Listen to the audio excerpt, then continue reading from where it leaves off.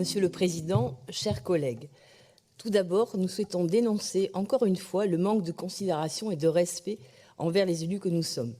Cette nouvelle délibération nous est parvenue très tard, hors des délais réglementaires, puisque celle-ci n'a été disponible sur nos tablettes que vendredi soir. C'est-à-dire moins de 3 jours avant la séance plénière, alors qu'elle concerne l'engagement de la région à augmenter sa participation initiale dans le plan de financement du GPSO, se chiffrant à 14 milliards d'euros.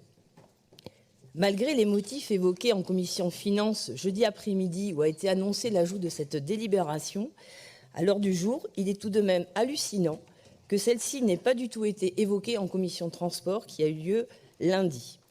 Le vice-président Renaud Lagrave était présent et lui non plus n'était pas au courant, c'est un peu gros.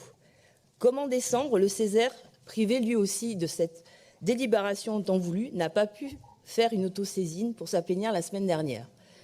Par 2 fois, le Césaire n'a donc pas pu s'exprimer sur ce projet GPSO.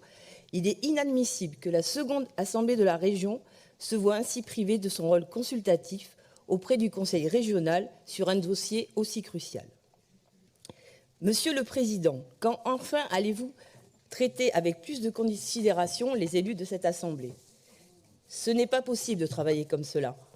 Les élus de la majorité et de l'opposition ont besoin, pour se prononcer en toute connaissance de cause, de disposer des délibérations en amont des commissions dans les délais prévus par notre règlement intérieur.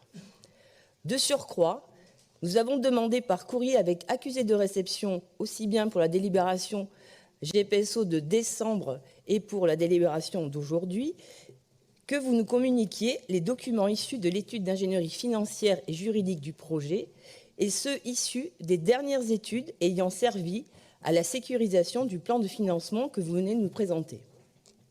Ces documents sont en effet essentiels pour que les élus régionaux puissent se prononcer en pleine connaissance de cause, en ayant la capacité d'analyser les données et hypothèses de base ayant servi à l'établissement de cette sécurisation du plan de financement. Citons entre autres les simulations de la fiscalité et celles des hypothèses de trafic pour les péages. Mais vous persistez à ne pas vouloir nous communiquer ces documents. De quoi avez-vous peur, Monsieur le Président? Qu'à la lecture de ces documents, on découvre que les hypothèses de calcul et les simulations ne sont pas réalistes, que les données sont biaisées, voire manipulées, que cette sécurisation du plan de financement est un tour d'illusionnisme à l'attention des élus et des citoyens? L'urgence imposée par le gouvernement pour boucler et signer ce plan de financement ne doit pas vous servir de prétexte pour transformer cette Assemblée en une simple chambre d'enregistrement de délibération dont elle ne peut mesurer ni apporter la pertinence faute de temps, d'informations et d'explications suffisantes. Je vais maintenant exposer les carences, insuffisances, approximations de cette soi-disant sécurisation du plan de financement, car celui-ci reste toujours peu clair, ambigu et manque de précision. La première carence, celle de la garantie des bonnes fortunes permettant d'engager la région avec une avance temporaire de 225,6 millions d'euros dans ce plan de financement. En décembre, j'avais dénoncé un plan de financement qui était non bouclé. J'avais dit que ce n'était pas très sérieux de présenter et de faire voter ce plan de financement bancal. Fin décembre, vous avez donc fait part de vos inquiétudes liées au manque d'engagement de certaines collectivités au Premier ministre. Celui-ci a confirmé qu'en l'état, le plan de financement serait retoqué par le Conseil d'État. Vous avez donc tenté coûte que coûte de trouver un tour de passe-passe avec le gouvernement Macron et comme par magie, des bonnes fortunes seraient possibles et leur montant supérieur à ceux du plan de financement voté en décembre. Néanmoins, celle-ci reste très floue et peu précise en explication. Par ailleurs, toutes les lignes sont au conditionnel et ne sont pas étayées de calculs ou de sources fiables. Comment la fiscalité sera-t-elle plus forte?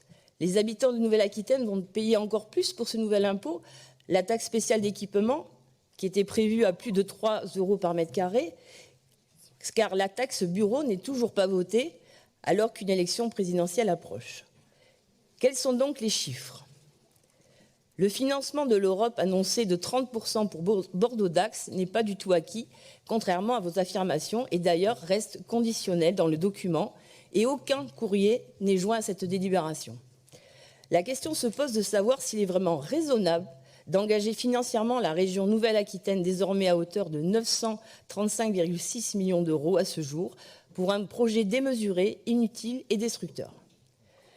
D'une part, il subsiste encore de nombreux arguments spécieux pour tenter de justifier l'intérêt de ce projet et contrer les propositions des partisans de l'alternative de la rénovation des lignes existantes. L'Observatoire, vous en avez parlé juste à l'instant, de la biodiversité, qui sera mis en place au début du projet, pour les mesures de compensation, ne permettra en rien de préserver la biodiversité et les terres agricoles et forestières, bien malheureusement. Et s'abriter derrière le fait que ce sera moins consommateur qu'une autoroute, eh bien, Monsieur le Président, vous mettez en péril gravement la crédibilité de cet objectif de la feuille de route Néo-Terra de la région en persistant dans ce projet mortifère. D'autre part, nous traversons une crise sociale, écologique depuis de nombreux mois.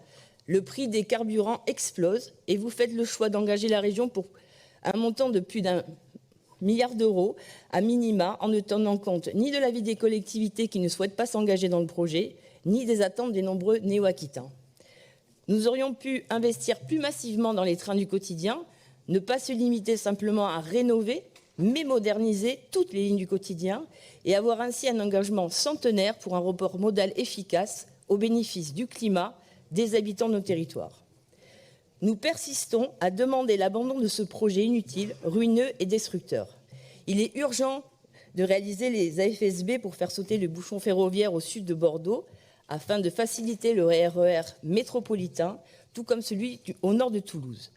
Il est urgent de développer le réseau capillaire dans tous nos territoires et pas seulement autour de la métropole.